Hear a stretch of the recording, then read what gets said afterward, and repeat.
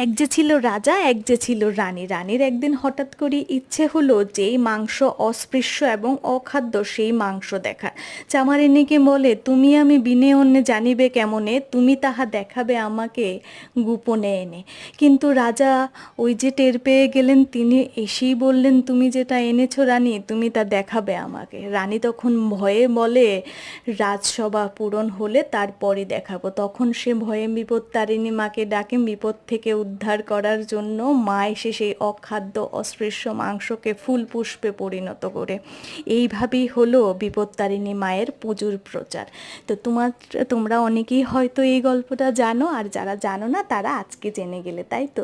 ছোট থেকেই জানো তো আমার মা বিপত্তারিণী মায়ের খুব ভক্ত। ছোট থেকেই আমি দেখছি আমার মা পুজো করেন, তখন থেকেই আমিও পুজো করি। তোমরা কারা কারা বিপত্তারিণী মায়ের ভক্ত নিচে কমেন্ট সেকশনে জানাও। আজকে হলো আমার অফিসের পুজো।